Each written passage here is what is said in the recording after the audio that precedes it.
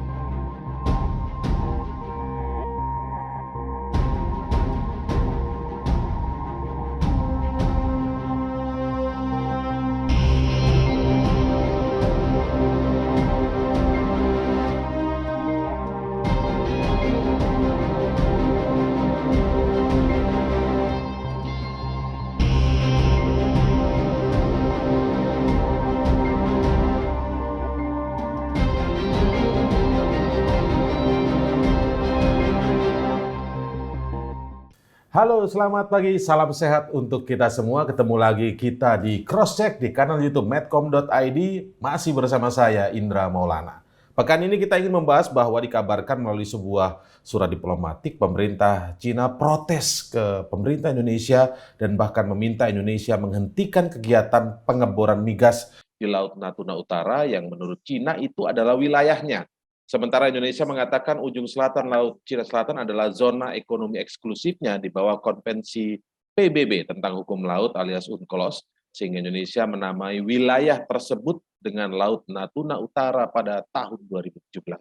Bukan hanya itu, Cina juga protes latihan militer bersama Indonesia dengan Amerika Serikat bulan Agustus lalu melalui surat diplomatik yang terpisah dengan alasan mengganggu stabilitas kawasan Laut Cina Selatan. Cina main klaim Laut Natuna. Inilah topik yang kita bahas pada akhir pekan ini. Kita cross-check kali ini dengan narasumber kita, Profesor Hikmanto Juwana, pakar hukum internasional. Assalamualaikum, Prof. Hikmah. Salam sehat. Waalaikumsalam, Mas Indra. Selamat pagi. Selamat pagi, ada Bu Koni Rahakundini, pengamat pertahanan militer. Selamat pagi. Salam sehat, Bu Koni. Salam sehat selalu buat semuanya. Dan kemudian ada Bang Effendi Simbolon, anggota Komisi 1 DPR RI. Selamat pagi, Bang Effendi. selamat pagi. Salam sehat, Bang. Salam sehat. Oke, saya langsung ke Bang Effendi Simbolon dulu kali ya dari Komisi 1 ini. Tanggapannya seperti apa Bang Effendi melihat tuntutan pemerintah Cina agar kita, Indonesia, segera menghentikan segala aktivitas terutama terkait dengan eksplorasi migas ya di Laut Natuna Utara ini. Bang Effendi. Ya, terima kasih bahwa berita yang kita terima itu sebenarnya seperti ini kronologisnya. Ya ini resmi dari Kemlu kita dapat ya bahwa kegiatan eksplorasi itu memang dilakukan di awal tahun ini. Ya, di awal tahun ini dan sampai dengan akhir dari kegiatan eksplorasi itu kita bisa lakukan dengan baik sampai selesai. Bahwa eksplorasi akan dilanjutkan eksploitasi dan nanti proses produksi itu satu hal lain. Nah, di saat masa eksplorasi itulah ada kapal survei dari Cina, dari Tiongkok yang masuk ke kawasan di sekitar persis wilayah eksplorasi yang berada di area Singa Laut SL2 dan Kuda Laut 2 dan Laut Natuna Utara. Ya, itu oleh Harbour Energy, perusahaan Inggris dengan perusahaan Rusia. Nah, di saat itulah kita justru yang melakukan menyurati Kemlu Cina, Tiongkok, dan kita memprotes kehadiran kapal Mereka. Tiongkok, kapal survei Tiongkok, dan dia silih berganti gitu. Ada juga kapal perangnya juga yang masuk, dan kita protes. Oke. Nah, protes itu kemudian ditanggapi oleh Kemlu Cina, Kemlu Tiongkok melalui dubes di Indonesia. Disitulah mereka juga menyatakan klaimnya dan meminta agar proses eksplorasi itu harus dihentikan, ya, atau mereka ajak untuk kerjasama melakukan proses eksplorasi, eksploitasi sampai dengan produksi. Oke. Nah, sampai hal itu pemerintah Indonesia tidak lagi merespon karena dianggap tidak perlu kita ada istilahnya menyuarakan lebih lanjut lah. Jadi itu kronologis yang kami terima ya dari Kemlu. Ya. Jadi mohon di cross check nanti Pak Menlu Bayangan ini, Prof Hikmah sahabat saya ini. Nah, seperti itu. Jadi saya ingin bacakan ini rilis tertulis dari Kemlu agar jangan salah atau bias kita. Kutip ya, silakan. Ya, bahwa proses eksplorasi telah dapat diselesaikan secara aman tanpa gangguan. Berdasarkan eksplorasi tersebut, kedua sumur tersebut memiliki potensi produksi minyak dan gas dari formasi gabus, koma arang, dan lower trumbu.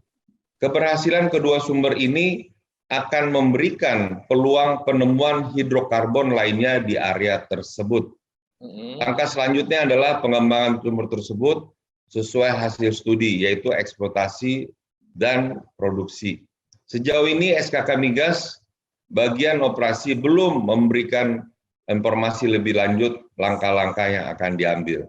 Jadi ini rilis yang resmi yang kami dapat khusus untuk acaranya metronya untuk adik saya yang tercinta, dan ada Menlu dan Menhan Bayangan di sini.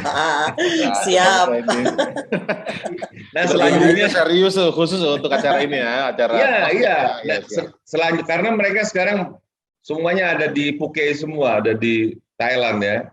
Artinya ini tidak terganggu atau tidak terusik dengan permintaan stop eksplorasi oleh pemerintah Tiongkok atau pemerintah Cina ya, Bang Effendi berarti ya? Ya, dan ini bukan yang pertama, ini kali yang kesekian kalinya. Oke. Jadi ini karena zona ZEE ya, tapi kita sekali lagi tidak beririsan atau berbatasan ZEE kita dengan Tiongkok. Kita hanya berbatasan dengan Vietnam untuk wilayah ini. Dan Vietnam tidak ada mengklaim atau tidak ada melakukan protes apapun. Kenapa nah, ini China yang protes ya? Di dalam surat protesnya yang menjadi jawaban dari surat protes kita terhadap kehadiran kapal survei di kawasan tadi yang disebut SL2 dan KL2 tadi, justru mereka mengklaim itu adalah bagian 9 dash line yang berada di selatan mereka. Garis putus-putus itu ya? Ya, itu. Jadi nanti dua pakar ini yang ahli-ahli pasti punya kemampuan lah mengeksplorasi. Nah, itu. Oke. Sebelum saya hanya mereportase saja seperti itu. Jadi ini bukan kali yang pertama, dan kita juga ya posisinya sudah on juga untuk kapal perang kita dan seterusnya untuk melakukan langkah-langkah yang memang diperlukan saat itu. Ya, sebelum ke Prof Hikmah dan Bu Koni nih, Pak Effendi, saya ingin klarifikasi lagi. Berarti kemungkinan sebenarnya ini kalau Pak Effendi tadi membacanya dari Kemenlu ya. Apakah ini Cina ini terganggu akan kebijakan 9 dash line atau garis putus-putusnya itu, atau mereka ini sebenarnya motifnya ingin ngajak kerjasama soal eksplorasi migas ini? Ya, di surat itu muncul ada tawaran untuk bekerja sama. Jadi itu nanti saya kira wilayahnya Prof dan wilayahnya Prof Koni lah yang mengulas itu. Karena kan kemampuan kami di Senayan hanya bisa sampai reportase aja. Kenapa tiba-tiba begitu, Bang? Cari aman. Ya dong, itu sudah punya ranah, ya kan, punya alokasi sendiri lah. Saya mereportase resmi dari Kemlu ini. Jadi nggak mau juga ada mengutip-kutip yang salah kutip, gitu ya. Ini fresh from the open from the Kemlu ini, ya. Nah, jadi sementara itu dulu, Pak. Ya, ini eksklusif lah ya buat cross check ya dari Bang Yes. Effendi ini. Untuk Terima cross kasih check berat ini. kalau gitu Bang Effendi. Yes. Klarifikasi resminya tadi di kata-kata atau yang dibacakan oleh Bang Effendi tadi. Nah, sekarang saya ingin lihatnya secara umum aja, nggak yang memang khusus soal permintaan itu. Tapi ini kita mau bicara secara umum. Karena ini bukan yang pertama tadi Bang Effendi juga menyinggungnya. Ini kan Indonesia ini ya, Prof. Hikmah ya, berdasar mengklaim soal wilayah ini kan berdasarkan UNCLOS ya, United Nations Convention on the Law of the Sea atau Konvensi Hukum Laut PBB. Kalau tidak salah pasalnya pasal 73. Tapi Cina juga punya dasar sendiri seperti yang juga disinggung tadi soal 9 dash line, 9 garis putus-putus berbentuk huruf U itu. Nah, ini sebenarnya secara hukum internasional kuat yang mana ini Prof. Hikmah? Secara awam kita ingin mengetahuinya, Prof. Hikmah. Oke, pertama saya ingin menyampaikan apa yang disampaikan oleh Pak Effendi Ghazali bagus. Effendi Simbolon. Pak Effendi Simbolon bagus karena apa? Pak Effendi sebagai anggota legislatif sudah benar mengatakan bahwa kita hanya berbatasan dengan Vietnam. Kita nggak pernah berbatasan sama Cina. Tiongkok, Cina. Tiongkok. Kita nggak pernah mengakui kok 9 garis putus itu. Nggak ada itu. Ya. Oleh karena itu, sebenarnya apa yang dilakukan pengeboran kemarin itu sebenarnya instruksi dari Bapak Presiden tahun 2016. Ketika itu beliau berapat di KRI Imam Bonjol, dihadiri oleh Menteri KKP, lalu kemudian juga Menteri SDM. Beliau katakan pengembangan harus kita lakukan di Kepulauan Natuna dan tentu ya sekitar laut itu. Nah, kenapa? Karena pada waktu 2016, ya mungkin kita masih ingat, pada waktu itu memang ada kapal-kapal dari Cina, nelayan, lalu juga Coast Guard-nya berada di sana. Lalu ada kehebohan, lalu kemudian Bapak Presiden datang ke sana. Jadi posisi resmi dari pemerintah Indonesia adalah kita tidak pernah mengakui 9 garis putus itu. Pada waktu Menlu dipegang oleh Pak Ali Alatas, beliau bertanya kepada Menlu Cina pada waktu itu. Ditanyakan, apa yang Anda maksud dengan 9 garis putus? Tapi nggak pernah dijawab. Artinya apa? Kita tidak pernah mengakui. Kedua, ini pertanyaan dari Mas Indra. Apakah UNCLOS atau klaimnya dari Cina? Untuk Mas Indra ketahui, Filipina pernah mengajukan permasalahan ini ke yang namanya Permanent Court of Arbitration. Pertanyaannya simple yang harus dijawab oleh PCA, yaitu apakah 9 garis putus yang diklaim oleh Cina itu dikenal dalam UNCLOS 1982. Nah, pada waktu itu Cina bilang saya nggak mau hadir, tapi pokoknya dia nggak anggap itu. Nah, akhirnya PCA mengatakan dia punya kewenangan dan memutus dan mengatakan bahwa 9 garis putus itu tidak dikenal di dalam UNCLOS 1982. Di dalam Konvensi Hukum Laut PBB ya?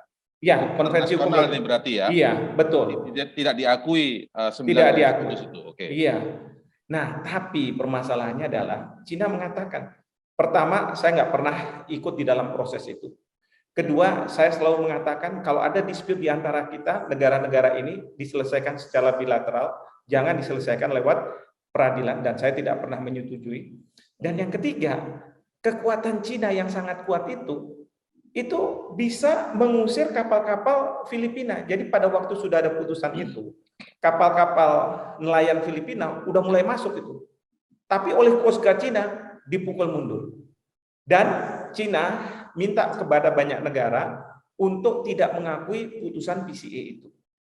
Termasuk kita di Indonesia. Cina minta pada banyak negara untuk tidak mengakui PCA. Putusan PCA yang tidak mengakui terkait dengan 9 garis putus. 9 dash line itu. Ya, karena mereka kan kepentingannya adalah ini harus diakui ya ke banyak negara. Nah, termasuk juga ke kita. Ya kan? Ke kita, tapi kita bilang nggak bisa. Pokoknya kita bilang bahwa para pihak setelah ada putusan PCA itu harus mematuhi hukum internasional dan UNCLOS 1982.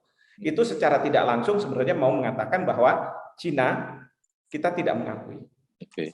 Nah, ceritanya yang kemarin ini seperti Pak Effendi ceritakan itu ya. Jadi pemerintah kita bilang silahkan, ada perusahaan yang mengatakan kayaknya ada cadangan minyak di sana. Kita lakukan eksplorasi. Kita beri izin, silahkan. Itu yang dilakukan oleh SKK Migas mungkin. Lalu mereka melakukan itu, Cina kemungkinan besar tahu. Lalu dia bilang, wah nggak bisa kayak begini. Sehingga dia datangkan kapal survei, mungkin juga Coast Guard-nya, untuk mengatakan apa?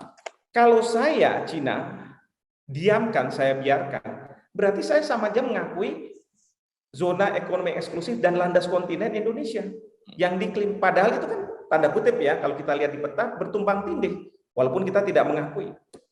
Nine dash line-nya Cina maksudnya. Nine dash line-nya Cina. Cina akan mengatakan bahwa Indonesia kamu hentikan. Karena itu wilayah saya, masa wilayah saya kamu bor, cari minyak, migas ya. ya. Tapi kan kita nggak ngakui 9 garis putus itu. Tapi Ya. kita kan nggak ngakui berdasarkan dengan punya landasan hukum yang lebih. Apakah lebih Unclos. kuat, itu yang pertanyaan kita? Itu lebih kuat tidak sebenarnya? Kalau Nah, ini- dibandingkan klaimnya Nine dash line tadi. Gini, kalau di masyarakat internasional itu hukum itu tidak seperti kayak di hukum nasional. Masyarakat internasional itu masih mengakui hukum rimba, siapa yang kuat dia yang menang. Gitu. Oh, Jadi kayak putusan PCA itu bisa di disregard. Ya, ini Cina juga belajar dari Amerika, soalnya Amerika ada putusan kasus Nicaragua, dia dikalahkan, dia bilang nggak ada yang lebih tinggi daripada saya. Apa itu putusan? Nggak ada, gitu kan? Nah, jadi kalau misalnya di pertentangan seperti itu juga nggak akan masuk di dalam konsep kita lah berpikir, karena dari Cina mereka tidak melalui pendekatan hukum tapi kekuatan, sementara kita yang katakanlah tidak punya kekuatan, mungkin kita pendekatannya adalah hukum. Nah, tapi dari cerita saya ini, pemerintah Cina secara SOP, ya, standard of procedure-nya, memang mereka harus protes. Kalau nggak protes, berarti di kemudian hari, suatu hari nanti, begitu. kalau misalnya terjadi sengketa, mereka nggak punya bukti bahwa mereka tidak melepaskan klaimnya terhadap Nine Dash Line itu. Ingat pada waktu kita kalah sama kasus Sipadan Ligitan, itu kan karena ada penguasaan nyata dari Inggris ketika itu ya, dengan adanya mercusuar dan surat yang mengatakan bahwa penyu-penyu itu dilarang untuk diambil dan lain sebagainya, penangkaran. Nah, gara-gara itu aja kita bisa kalah. Nah, jadi Cina juga saya yakin dia tahu itu. Dan otoritas misalnya Kementerian Luar Negeri kan akuntabel.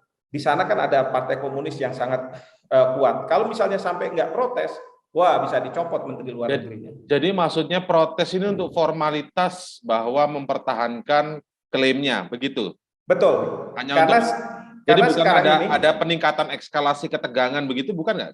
Bukan sebenarnya. Tidak harus diterjemahkan seperti itu, peningkatan eskalasi ya. Tetapi untuk menyatakan secara hukum, kita tidak melepaskan klaim kita terhadap 9 garis putus dari perspektif Cina. Perspektif Cina ya. Karena apa? Menurut Cina, Indonesia sekarang itu tidak hanya membuatnya di dalam peta. Jadi kalau misalnya selama ini kita bilang ada ZEE, ada landas kontinen yang kita klaim berdasarkan UNCLOS, itu kan cuma di peta. Tapi sekarang ini di landas kontinen, karena ini landas kontinen dasar laut di bawahnya ya, itu kita sudah hadir di situ. Yaitu? Ya kan? Yaitu dengan pengeboran itu. Nyata. Kalau misalnya kemarin kalau soal ikan kan Bapak Presiden sudah menyampaikan banjir itu di zona ekonomi eksklusif Indonesia. Karena kita kapal-kapal, karena berhadapan dengan kapal-kapal nelayan Cina yang akan mengambil kekayaan alam. Karena ini kita bicara di ZEE dan landas kontinen ya, yang dihaki itu bukan wilayahnya. Yang dihaki itu adalah kekayaan alam yang ada di sana. Nah, jadi mau nggak mau kan kita sudah sekarang nih landas kontinen kita sudah kasih perusahaan tertentu untuk silahkan dibor misalnya begitu.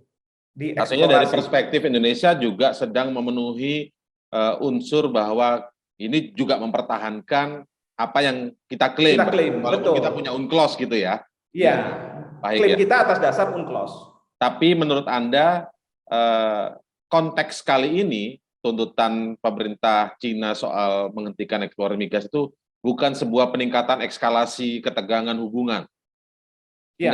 Enggak begitu ya, Prof? Kalau saya sih nggak melihatnya seperti itu, karena begini, Mas Indra, sampai kiamat pun masalah ini akan tetap ada. Oh begitu? Yakin sama? Iya, karena kan sama-sama tidak mengakui. Jadi Indonesia tidak mengakui 9 garis putus, Cina juga tidak mengakui klaim kita terhadap ZEE Indonesia dan landas kontinen. Tapi secara tidak langsung ini di soal atau di bidang lain apapun soal Hukum atau konvensi yang digelar oleh PBB ini artinya tidak mengikat juga berarti ya Prof. Hikmah ya?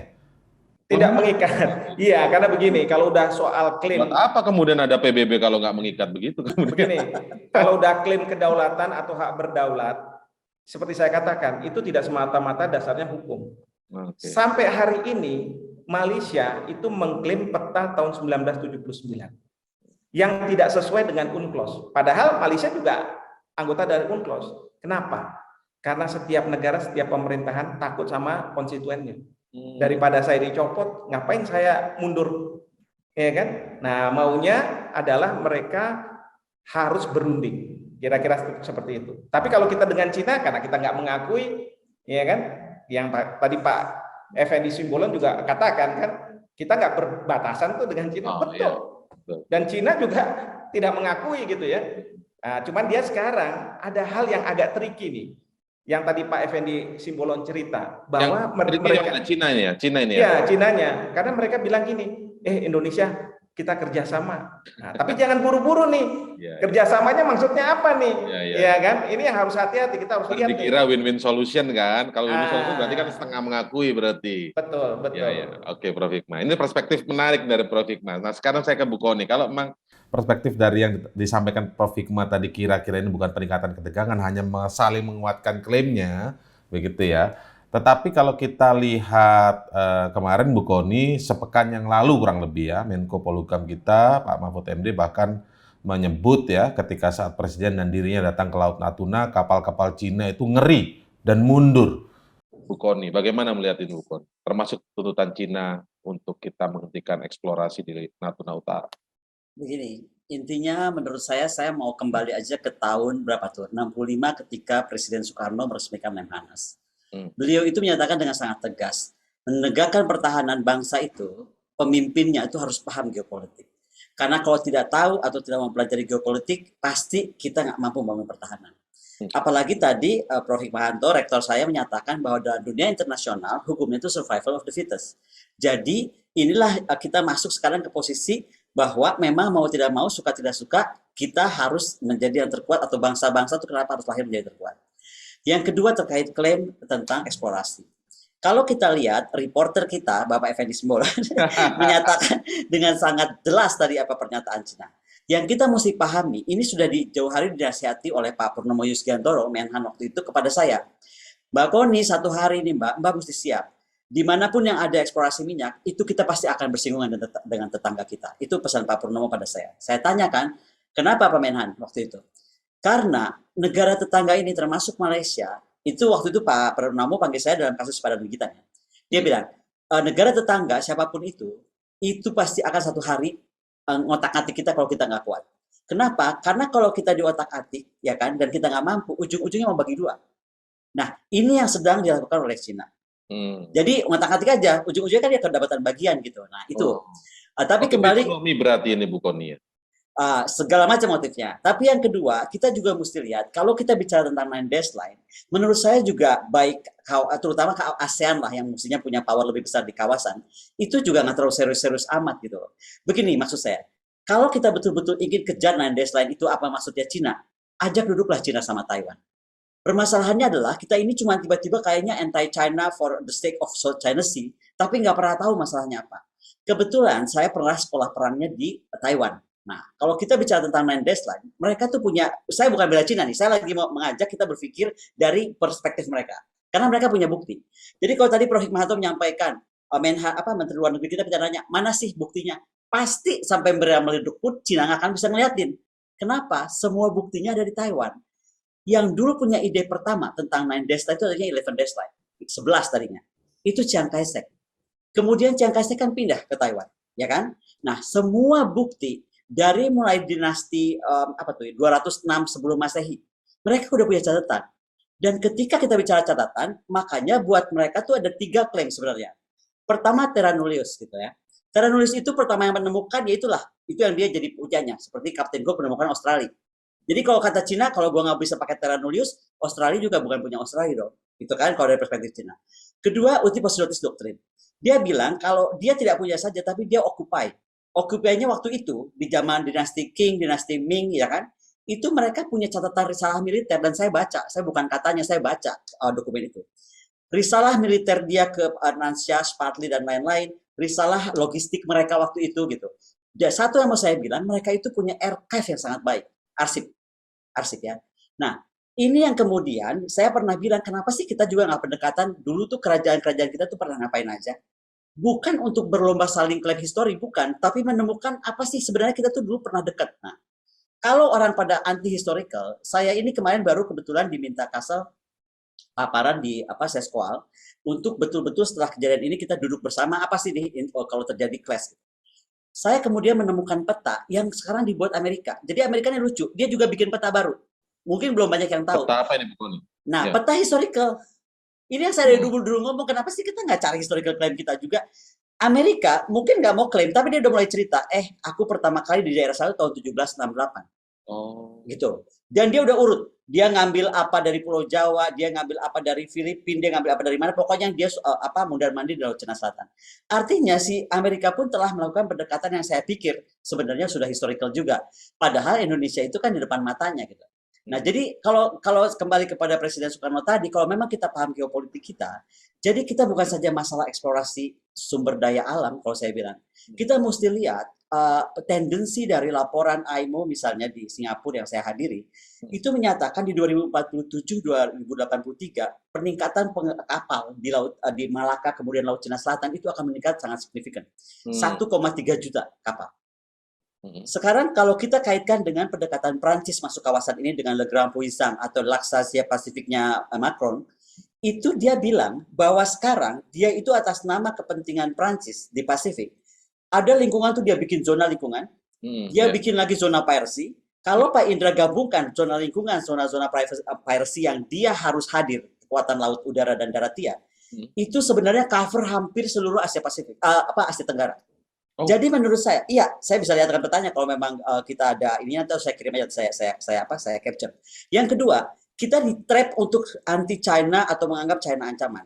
Buat saya China nggak ancaman. Apa yang dia buat sekarang ini dengan kekuatan darat, laut, udara dia yang dia kembangkan, terutama PLN Navy ya, itu udah jelas kok. 2010 Brown Water Navy, 2030 Green Water Navy, 2050 Blue Water Navy. Jadi udah pastilah 2021 dia akan masuk ke kawasan kita, ke perairan kita, karena dia sedang membentang ke arah green water dia, di awal kawasan dia mesti ada. Yang mau saya bilang, itulah kenapa sebenarnya ada AUKUS, kenapa kemudian Prancis lihat Asia Pasifik, kenapa ada Britain sekarang, even Boris kemarin menetapkan bahwa UK tilt to Asia Pasifik. Kalau kita baca dokumennya semua menjaga Asia Pasifik for the sake untuk human security. Human security-nya siapa? Human security-nya rakyat Prancis, human security-nya rakyat Inggris, demikian Australia dan lain-lain. Sekarang saya mau tanya, Indonesia so far bikin apa? Dalam pertemuan saya kemarin, saya nyatakan, kita kalau bayangkan Indonesia sama Cina perang gitu aja lah, paling cepet kan? Ya kan? Paling lihat konsekuensi aja nih. Karena kalau konsekuensi udah nggak bisa dibantah gitu. Kita itu terancam di antara AUKUS, di antara kebijakan Jepang Fusisuno Ojimari-nya itu, kebijakan Le Grand Puissant-nya Prancis. Ya, nah jadi menurut saya kita itu pasti kepepet, udah. Nah kalau kita lihat sekarang misalnya, apa yang bisa kita lakukan ya? Bayangkan Prancis itu 4 tahun aja, 2017, 18, 19, 20, ya kan? Kalau nanti Pak Indra saya tunjukkan, saya capture. Jadi 40 tahun yang mau dibangun Cina, sama Prancis cuma dibangun 4 tahun. Kekuatan dia di Clapperton, kekuatan dia di Caledonia, kekuatan dia di New Zealand, Australia, itu Kogak Finlandia tuh udah cover area kita. Nggak ada yang bicara soal Prancis. Saya aja bicara soal Prancis. Jadi saya bilang kita ini kayaknya dibikin anti China, padahal yang mendekati kita berbahaya itu lebih kepada negara itu. Nah, kita kemudian lihat lagi dari faktor jangan cuma terpaku di laut ya. Laut Cina Selatan menurut saya itu ada yang bisa dilakukan Indonesia, dan saya sangat menghimbau calon Menlu kita Pak Prof Hikmanto. Prof, tolong Prof, ADIS Prof. Karena menurut saya Cina ini akan menerapkan ADIS Laut Cina Timur di Laut Cina Selatan. Dia pasti bikin. Kenapa indikasinya? Indikasinya kita lihat dari airstrip comparison. Airstrip itu apa? Landasan terbang. Kalau kita lihat Vietnam tuh cuma bangun landasan terbang di Spratly itu sekitar 530-an lah. Kemudian di Filipina 1000-an meter. Kemudian Taiwan tuh sekitar 1195. Cina bangun di pulaunya dia itu Firi ya, itu 3000 meter. Emang itu pesawat mau ngapain? Kalau bukan nantinya untuk deploy ke Adis, mempertahankan Adis Laut Cina Selatan. Ini yang saya sekarang betul-betul aware. Toh urusan Adis ini masih boleh unilateral, masih boleh kita tetapkan kapan aja terserah kita karena belum ada lembaga internasional yang mengaturnya. Kenapa sih Indonesia nggak kreatif langsung aja tetapkan Adis gitu? Karena kalau enggak pasti kita bukan coba ribut di udara, tapi juga ribut di ruang laut kita.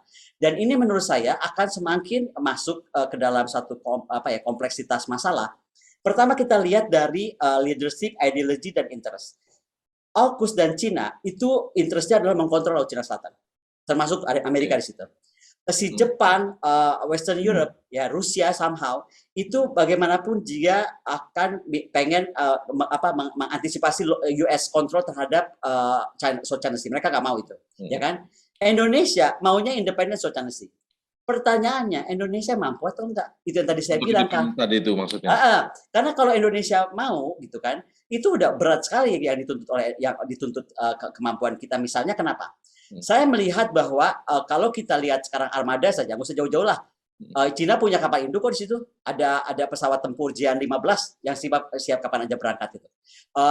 Kapal-kapal kecilnya itu mereka udah produksi sendiri dan bisa cepat. Kapal-kapal panjang dengan senjata dan radar yang mumpuni. Okay. Nah Indonesia punya angkatan laut itu buat apa? Mendukung diplomasi, menghalangi diplomasi, mempertahankan atau merusak perdagangan dan sumber daya. Ini nih, lihat kan, Cina kan juga sedang mempertahankan itu. Sebentar lagi dia akan deploy itu. Karena ini fungsi angkatan laut. Yang ketiga, mendukung atau menghalangi operasi laut. Bisakah kita? Nggak bisa, menurut saya. Kenapa? Armada kita itu usianya lanjut dan juga terlalu sedikit. Masalah ada di pemeliharaan, di operasional. Teknologi kita itu nggak bisa battle winning. Kalau saya ditanya nih, kemarin kan saya mendengar kepaparan Kogabilan 1, Pak Laksamana Ali. Begitu saya lihat paparannya, enggak, kita pasti kalah nih. Karena kita battle winning aja udah bakal kalah, kemudian peralatan akan kalah. Kemudian kebutuhan operasi untuk outward looking, bagaimanapun itu menurut saya sudah masuk outward looking defense, karena arahnya ke arah sana. Itu akan menjadi masalah lagi kalau kita tidak seriusi, kemudian membangun angkatan kekuatan kita itu betul-betul hadir di batas-batasan. Bu Kony, saya ingin masuk satu pertanyaan begini Bu Kony, karena menarik tadi, ada perspektif dari Bu Kony bahwa kita ini seperti diarahkan atau rentan terjebak untuk menjauhi Cina. Ini indikasinya seperti apa? Apakah termasuk momen-momen seperti yang sedang kita bahas hari ini?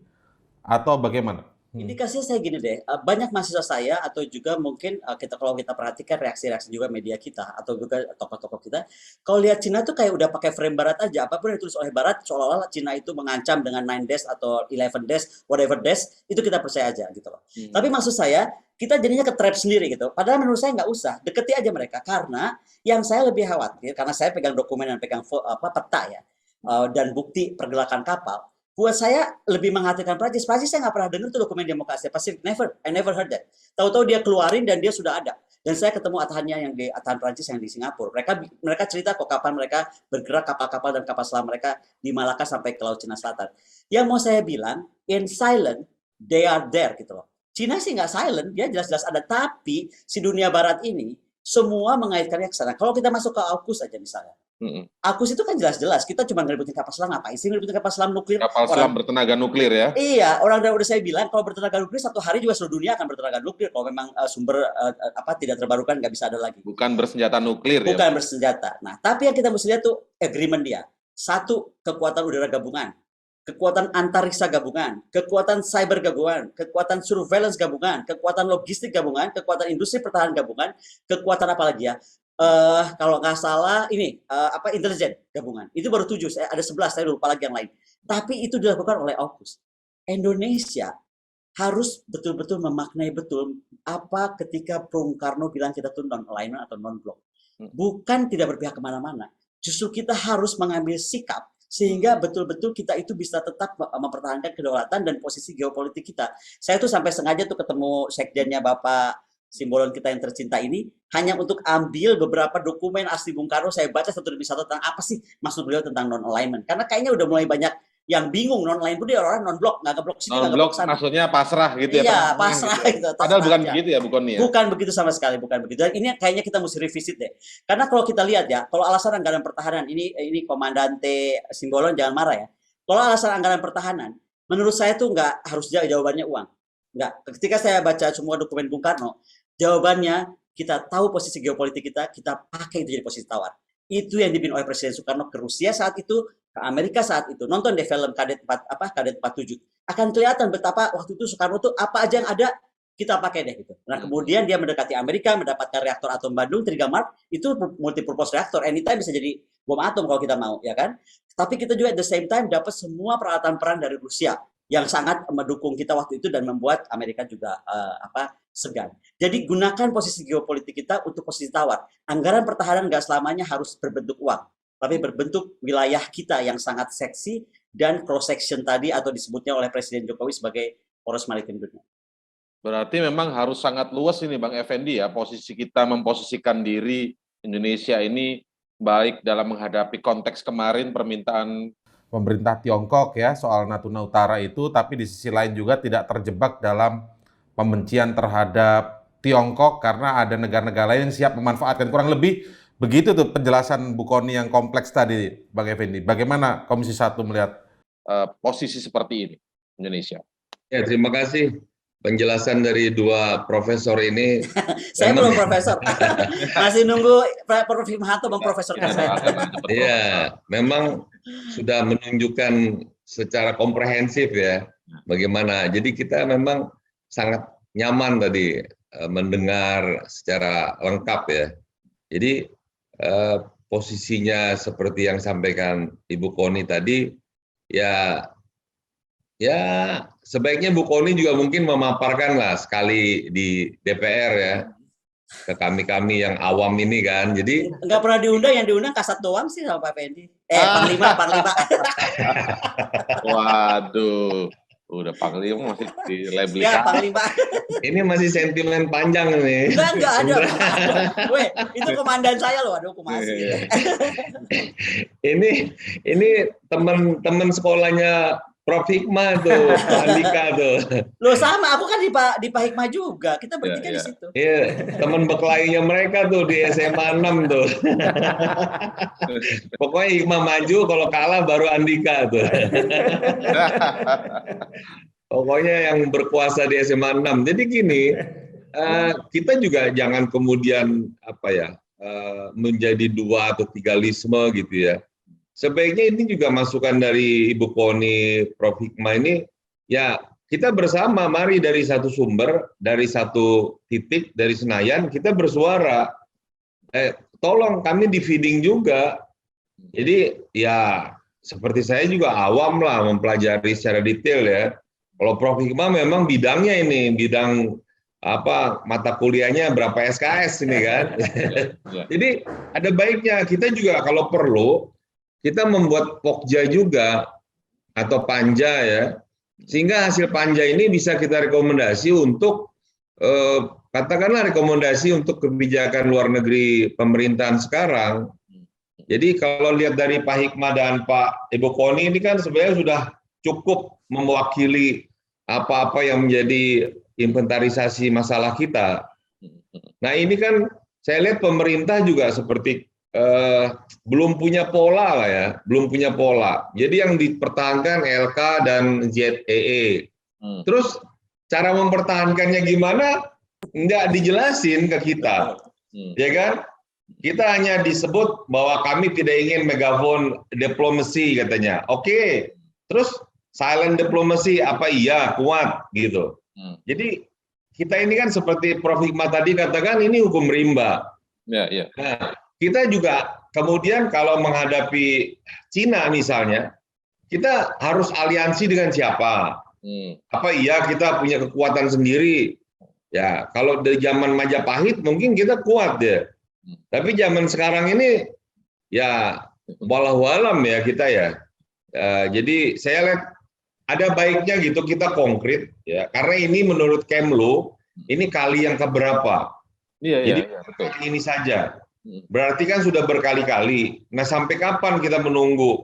Apa Bang sampai Effendi, tapi ada laporan nggak dari Kemlu karena ini sudah berkali-kali, apakah memang apa ya? Ekskalasi, bukan ekskalasi, apakah memang seperti ini standar-standar aja stabil, datang kapal ke Cina, kemudian ada survei, ada Coast Guard, terus kemudian kita juga merespon dengan datang kapal dan cari surat. Maksudnya begitu-begitu aja atau yang kali ini meningkat nih? Atau bagaimana sehingga untuk mengukur Indra, konsekuensinya, Bang Effendi? Indra ini bukan hanya Coast Guard, ini kapal perang mereka ada di sana. Jadi ini sama militia juga mereka ada di sana. Jadi mereka ada militia, Coast Guard dan PLA Navy.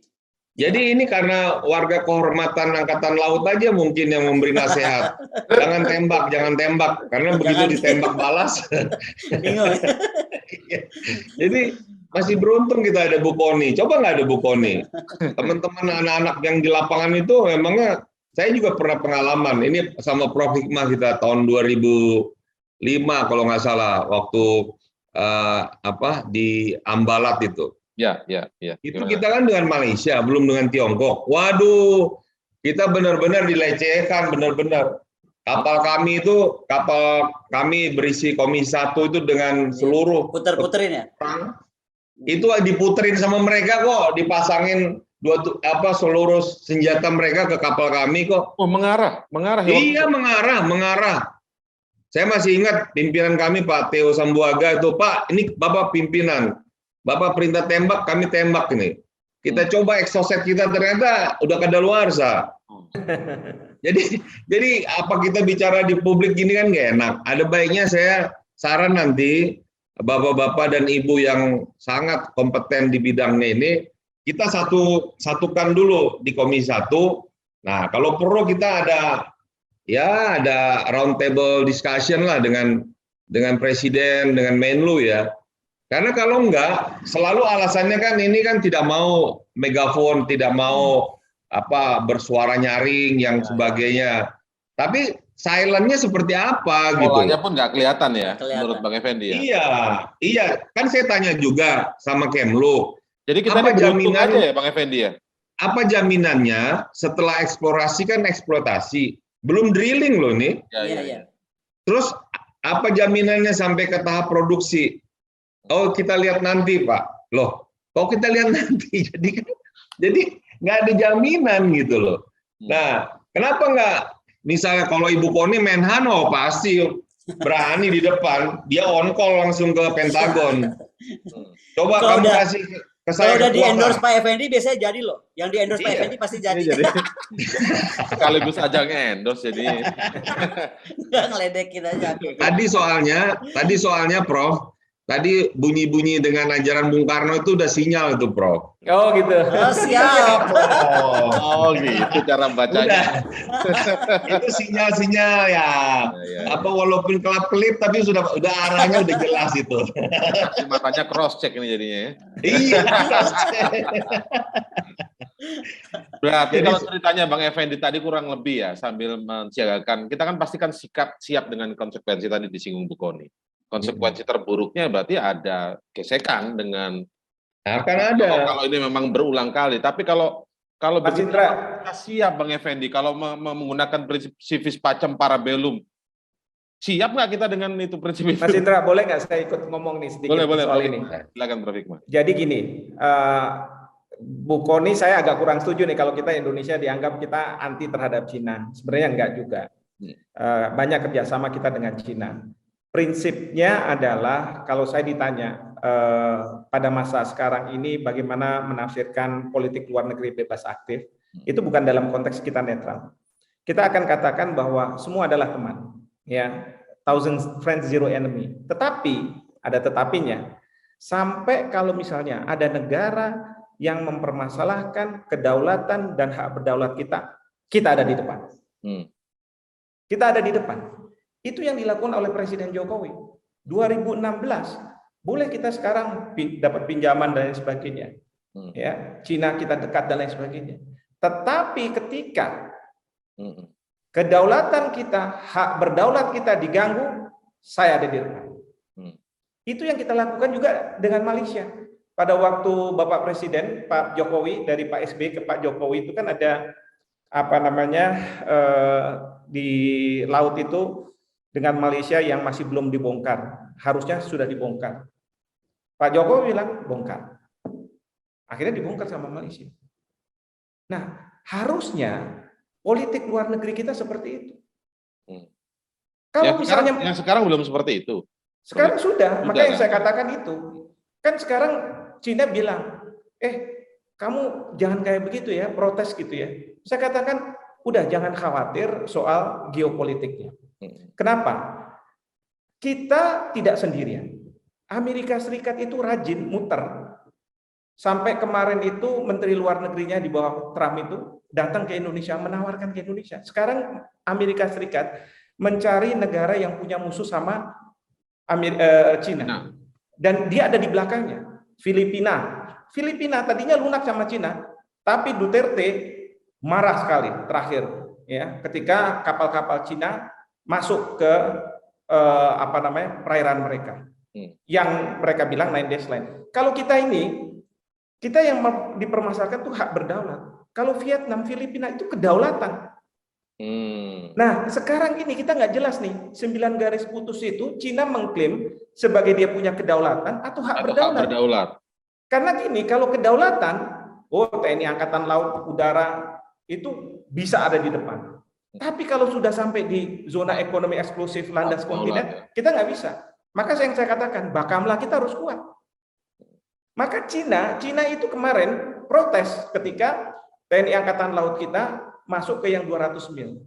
Karena dia bilang gini, kok ada ya kapal perang masuk ke wilayah yang namanya tanda kutip zona ekonomi eksklusif, zona ekonomi hak berdaulat, zona ekonomi eksklusif. Kenapa? Itu kan laut lepas harusnya. Nggak boleh dong kayak begitu. Bolehnya kedaulatan aja ya. Iya. Saya harus mengatakan bahwa menurut undang-undang kita, TNI Angkatan Laut itu adalah penegak hukum selain penegak kedaulatan. Ya. Nah ini yang perlu kita pahami, jangan sampai kita salah menafsirkan bagaimana aturan-aturan internasional. Saya tadi katakan bahwa hukum internasional itu hukum rimba dalam konteks kalau ada persaingan politik seperti ini. Tetapi masyarakat internasional masih menggunakan aturan-aturan yang ada di dalam konteks hukum internasional itu seperti apa. Mereka pasti menggunakan UNCLOS dan lain sebagainya. Amerika Serikat berhadapan dengan Cina, dasarnya apa? Orang dia jauh sekali. Tapi kan dia gunakan freedom of navigation. Karena apa? Kekhawatiran mereka Laut Cina Selatan itu akan tertutup, terus kemudian tidak ada kebebasan berlayar. Ya, freedom of navigation itu. Maka mereka bilang, saya akan lawan. Tapi menurut Amerika itu kurang. Maka dia perlu ngajak misalnya Australia, perlu ngajak Vietnam. Di ASEAN kita pecah. Laos, Kamboja itu berpihak pada Cina. Vietnam, Filipina karena dia punya masalah dengan Cina kedaulatannya, dia berpihak pada Amerika Serikat. Nah, sementara kita bilang sebagai peace broker karena kita menganggap bahwa kita nggak punya masalah sama Cina. Orang kita nggak ngakui 9 garis putus itu kok. Ya kan? Artinya gini, ini ada kompleksitas hukum aturan-aturannya yang kita juga harus mainkan dalam konteks yang geopolitik ini. Ya. Prof Hikmah, Mas Indra, saya ada pertanyaan juga ya. Ini kan cross check ya. Iya. Saya juga mau konfirmasi. Sampai hari ini Amerika satu dari sekian negara Barat yang tidak mengakui Indonesia negara kepulauan karena mereka tidak mengakui UNCLOS. Nah, di sini saya kira juga dengan segala hormat saya, pemerintah Indonesia setiap ke Amerika selalu kita ingatkan. Tolong dimasukkan dalam agendanya, jangan agendanya hanya foto-foto aja, jangan agendanya hanya courtesy call aja, ngemeng-ngemeng aja, nggak ada isinya, yang semuanya seremonial. Poin kita adalah pengakuan oleh pemerintah, Kongres dan Senat Amerika. Ya. Amerika juga nggak mengakui UNCLOS ya. Makanya sebenarnya kalau seperti Prof Koni ini yang lincah ini, dia mainkan ini kepentingan Amerika lagi perlu, lu akui dulu gua. Ya. Nah, di satu sisi kita dapat pengakuan itu menjadi modal kita. Sama ketika kita merebut kembali Irian Jaya itu. Bagaimana Bung Karno mengcombine ya kekuatan Rusia, kekuatan Amerika untuk mendapatkan kembali Irian. Dalam Jadi saya soal kira UNCLOS ini berarti sama dong posisi Amerika dengan Cina. Sama, Cina makanya, enggak. makanya Cina peserta. Kalau Cina peserta, dia peserta Iya. UNCLOS. Kalau Amerika enggak. Tapi gini, Enggak. pada suatu ketika pesawat tempur kita di Bawean itu ngejar pesawat Amerika Serikat. Karena mereka gini, kita bilang bahwa Anda oke nggak ikut UNCLOS, tapi menurut hukum kebiasaan internasional ini sudah diterima. Harusnya Anda enggak, gitu kan? Harusnya Anda terima. Tapi Amerika Serikat pinter. Dia bilang kalau dalam hukum internasional ada istilahnya persistent objector. Jadi kapal-kapal induk mereka nanti berlatih pesawat-pesawat udaranya di tempat-tempat yang menurut mereka karena belum mengakui UNCLOS itu sebagai laut bebas, tapi menurut kita sudah masuk perairan kepulauan kita. Nah, kapal pesawat udara kita suatu ketika di Bawean udah tuh berhadapan-hadapan, ya kan? Tapi ya sudah, kita kan nggak mau langsung clash. Nanti teman-teman dari TNI Angkatan Udara lah bisa cerita seperti itu. Akhirnya mundur. Nah, tapi kita protesnya atas dasar ini mengganggu keselamatan penerbangan sipil. Karena menurut ketentuan ICAO itu nggak boleh, misalnya tapi maksud saya gini, Prof. Kalau saya gini, Prof. Itu kan insiden. Ya. Kita juga waktu kita naik kan dia tanya, are you friend or enemy? Kita keluar kok. Mereka lebih kuat naiknya dari kapal induk mereka. Itu suatu cerita kita juga, saya di Komisi 1 itu. Nah, ini pertanyaannya, kita dari masa ke masa ya tidak pernah duduk atau menuntut atau melakukan approach, baik soft approach, apakah hard approach, agar Kongres, karena pemerintahnya mengakui, tetapi Kongres House-nya atau Senatnya tidak mengakui, Prof. Maka konsekuensinya, kita jangan tidak mengklaim itu secara utuh, nggak bisa. Batas yang berbatasan laut, saya kira Bu Kony bisa menjelaskannya, itu bukan wilayah kita, Prof. Ya, ini mereka kan berkonsekuensi serius, Prof. Mereka ini nggak setujunya terkait dengan Alki 1, 2, 3 itu dia tidak akui itu. Nggak, gini, kalau Alki itu 1, 2 mereka nggak akui. Betul. Kita buat Alki 3 itu untuk memfasilitasi apa yang sebenarnya Amerika bilang, ini saya maunya lewat sini. Kita bilang oke. Daripada kita nggak bisa tegaskan gitu, anggap aja itu sebagai Alki 3. Oke. Baik. Nah, tapi saya heran, Indra. Sebelum saya heran, kenapa di Indonesia nggak diributin soal belum adanya pengakuan ini oleh Amerika? Ya, sama kayak Belanda belum lama mengakui kemerdekaan kita. Sebenarnya Amerika juga belum mengakui sepenuhnya.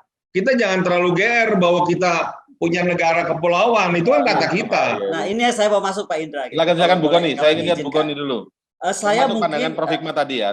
Ya, saya justru mau angkat Profesor Hikmat tadi sempat cerita soal kita tuh 1000 friends zero enemy. Itu impossible. Tapi dengan catatan, dengan Ya. catatan kalau kita diganggu kedaulatan hak negara kita hadapi. Betul. Tapi menurut saya dalam kewarasan saya berpikir, jangankan negara, kepentingan pribadi dalam kampus, dalam institusi, dalam kelompok, dalam partai misalnya, dalam apa, nggak ada nggak ada zero enemy tadi itu nggak ada. Karena interest itu pasti akan clash. Apalagi ini konteksnya negara. Jadi pasti nggak mungkin 1000 friends zero enemy. Presiden SBY itu jargon yang menurut saya agak-agak halu gitu kan. Oke.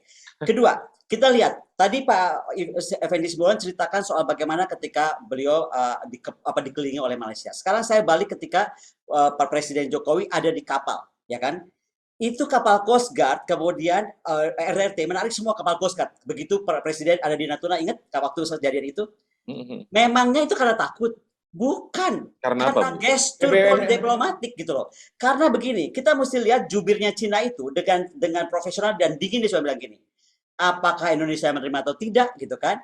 Ini tidak mengubah fakta bahwa Cina memiliki hak dan kepentingan di wilayah laut yang relevan.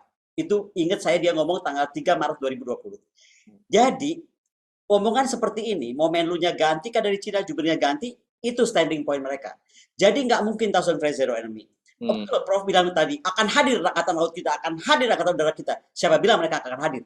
Tapi berapa lama mereka mampu hadir? cuma sejam habis luluh lantak. Tadi saya bilang, mereka masukin kapal induk udah ada J-15. J-15 itu udah canggih banget, dan berapa banyak J-15 bisa dia deploy dalam sekian waktu. Belum dia bisa sistem lock semua yang kita punya, sistem kita itu. Jangan salah, kebingungan kita ini juga seolah-olah gini, oh ada Natuna sudah bagus gitu.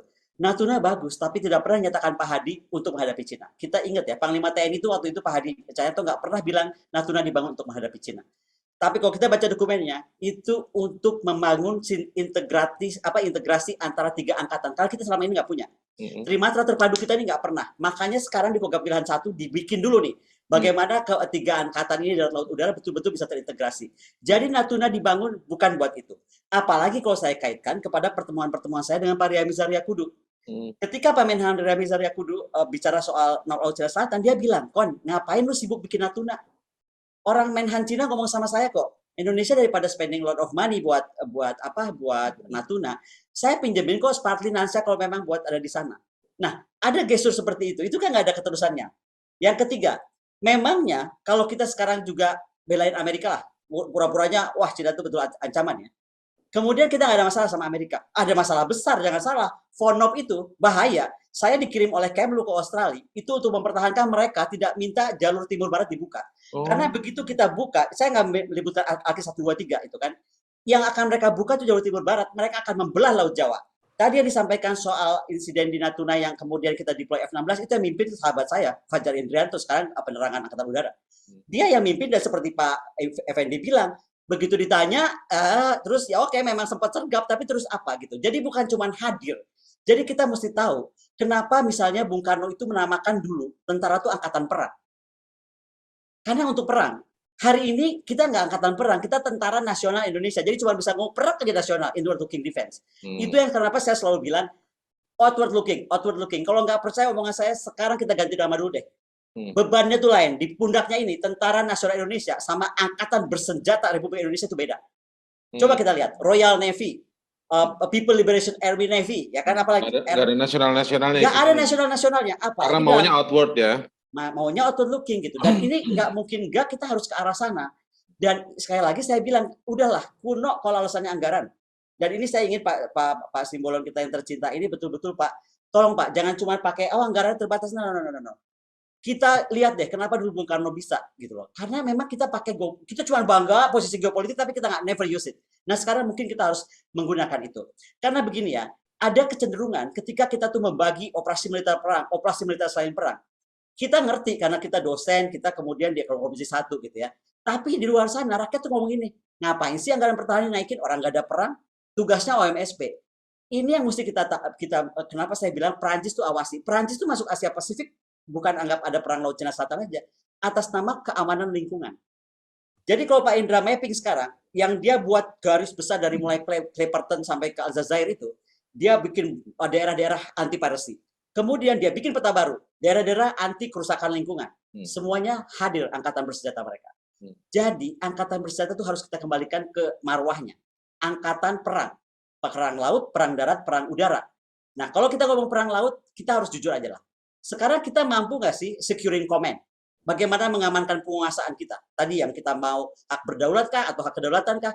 Kemudian mampu nggak kita blokade laut? Ya kan? Karena kalau blokade laut itu bisa ada disputing, kayak sekarang kita ini, kita mampu lahir di situ. Kemudian mampu nggak kita fleet in being atau armada siaga kita? Ya kan? Kemudian mampu nggak kita kemudian melakukan exercising command? Jadi latihan dan lain-lain dan sebangsanya. Intinya juga ketika kita bicara kekuatan laut, itu nggak bisa nggak harus ada kekuatan udara yang di atas. Nggak bisa nggak juga ada army di belakangnya. Jadi memang sudah waktunya kita betul-betul yang dinyatakan oleh Pak Simbolon tadi. Mungkin kita mesti duduk bersama dan saya tunggu segera undangan Pak Simbolon. Ya kan? Mas Indra, ya. Koni saya juga harus sudah jalan ini. Iya. Ini udah 1 jam nih, asik nih sebenarnya ngomong. Iya. Mau kemana, Bro? Tapi boleh closing sedikit ya. Prof. Ini kita ngomong asik, tapi yang enak nih Pak Simbolon nyerap terus dia, gratisan lagi. Ya. Kan murid. Oke, boleh closing ya sekalian kalau gitu deh. Dari Prof. Hikmah dulu nanti karena Prof. Hikmah harus izin. Silakan Prof. Hikmah. Poin dari hal ini. Baik, pertama adalah situasi seperti ini bukan situasi yang misalnya bisa diselesaikan dalam waktu yang dekat gitu ya. Bahkan kecenderungannya adalah seperti saya sampaikan, sampai kiamat pun akan terus ada. Dan masalah perbatasan antar negara itu, antar negara di dunia itu seringkali terjadi. Bahwa sering mereka melakukan protes, bahkan kalau dari sisi kita melakukan penangkapan terhadap nelayan-nelayan Cina, itu kita lakukan.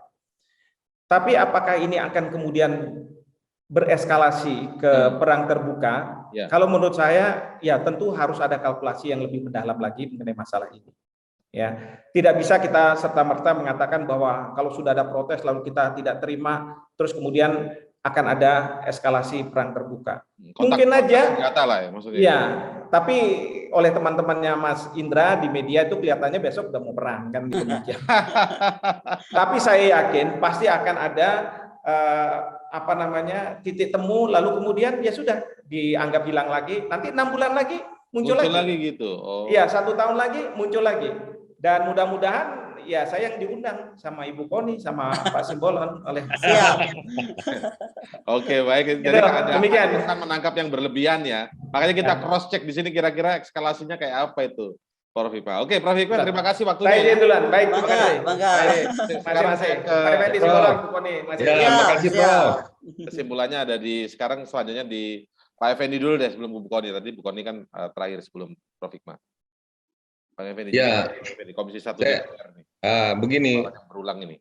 Ya, dari hampir 1 jam kita diskusi ini ada kaitannya dengan posisi tawar kita sebenarnya. Betul.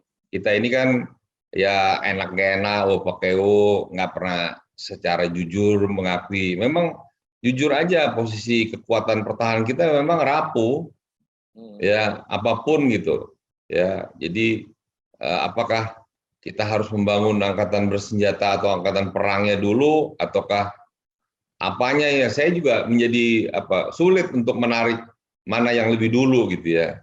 Karena saya lihat, ini contoh saja, pada saat di Ambalat itu terjadi eskalasi di 2004-2005, itu bayangkan ya, itu sudah kita 60-an tahun merdeka, kita akhirnya seluruh kekuatan angkatan bersenjata kita dengan Pemda dan pemerintah itu menyimpulkan menghadapinya adalah dengan model harakiri, model menempatkan marinir di kapal-kapal nelayan. Jadi kalau ada apa-apa, itu mereka menjadi pasukan bunuh diri kemudian ditabrakkan ke kapal perangnya Malaysia. Benar ini. Sampai segitunya ya? Iya, sampai segitunya. Bayangkan, saya lihat dari tahun 2004-2005 itu, walau alam nih, mohon maaf dengan segala hormat saya, sepertinya sih nggak ada peningkatan lagi. Nggak ada. Jadi kayaknya kembali lagi model gitu. Ayo 1000 nelayan dari Cirebon kirim ke sana. Nanti ujuk-ujuk ditaruh di bawah bom, tabrakan. Nah, saya belum tahu, belum pernah dengar gitu. Ada paparan ya, paparan yang tertutup. Kalau Menhan kan sukanya tertutup. Ya mau paparkan lah.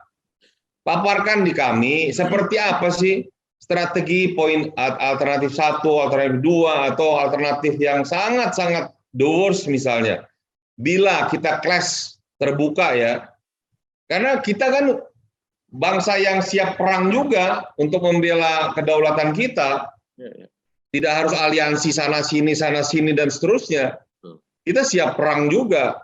Nah, tadi Mbak Koni menyampaikan, ya terminologinya harus dikembalikan bahwa itu militer itu memang dipersiapkan untuk perang, bukan ngurusin polisi, ngurusin segala macam vaksin segala macam itu, ya. Jadi kembali mereka alat perang, alat tempur gitu. Nah, kalau seperti ini, mau dipaparkan sekali-sekali tertutup di Komisi 1 misalnya, sehingga suatu saat ya entah kapan terjadi seperti itu. Ya kita sudah punya polanya, mitigasinya seperti apa. Sedikit Bang Effendi, kalau tadi Prof. Hikmah bilang ini masalah yang terus berulang, tapi ya kira-kira eskalasinya nggak akan perang terbuka gitu, itu bisa nggak jadi alasan pemakluman sehingga kita tetap dalam posisi yang nggak perlu meningkatkan persiapan yang disampaikan Bang Effendi tadi? Saya melihat sebaliknya justru, kalau Taiwan ini diganggu gugat, pasti perang dunia ketiga ini. Betul. Dan ini mereka itu putaran tembakan, putaran serangannya itu pasti dari selatan, dari wilayah kita. Jadi kalau mereka, saya baru pulang dari Amerika, mereka mengilustrasikan jarak ketika berangkat pasukan yang diterjunkan ke Batu Raja itu dari Guam itu hampir sama dengan Guam ke Beijing lah. Kira-kira begitu. Jadi diasumsikan ada pasukan sekian ribu infanteri yang akan masuk ke wilayah Tiongkok daratan bila terjadi perang. Kalau mereka mengambil Taiwan dengan paksa. Kalau Taiwan ini, eskalasi Taiwan ini meningkat, kemungkinan besar perang dunia ketiga, dampaknya juga Indonesia karena serangan dari selatan. Oh iya, bukan serangan dari selatan. Wilayah selatan dimanfaatkan oleh Amerika untuk menyerang ke Tiongkok. Iya, iya. Ya. Nah, ini Dan masuk. kalau kita lihat minggu lalu ya, itu temannya Mbak Koni juga, Menteri Pertahanan Amerika, itu Lloyd, itu kan bertemu dengan Menhan kita. Poin yang dia sampaikan kan ingin dukungan bahwa kebebasan navigasi di wilayah Laut Cina Selatan. Nah, dan kita hampir tiap hari itu kapal perang kita itu selalu berhadapan. Hampir tiap hari. Tiada hari tanpa berhadapan-hadapan itu. Berhadapan dengan? Dengan kapal perang Cina. Oh, ya. Kapal perang Amerika juga kita berhadapan-hadapan itu. Nah ini menurut saya akan lebih baik kita bahas betulan. Iya, iya. Ya, jangan sampai kita karena ini soft diplomacy mengandalkan orang per orang. Buktinya Cina nggak peduli, dia orang per orang. Dia ada kesempatan ya namanya homo homini lupus, dia caplok aja Indonesia. Dia nggak ada urusan. Walaupun dalam sejarahnya Cina belum pernah menjajah loh. Dalam sejarahnya ya.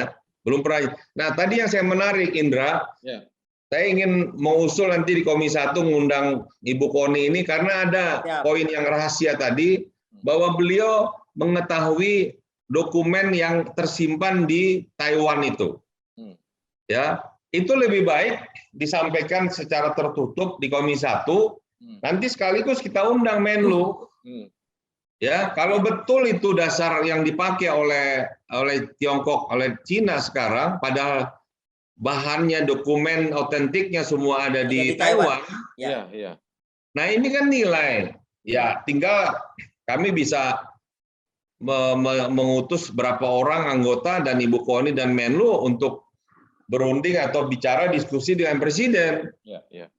Jangan sampai kita terbelenggu seolah-olah Tiongkok punya bukti. Ternyata Tiongkok nggak punya bukti. Yang punya Taiwan. Nggak punya, definitely nggak punya, Pak. Nah, definitely nggak punya. Ini Indra, ini poin bagus ini. Betul. Ini nanti eksklusif ke Medcom ini berarti ya pemberitaannya, Bang Effendi ya, Bu Koni ya.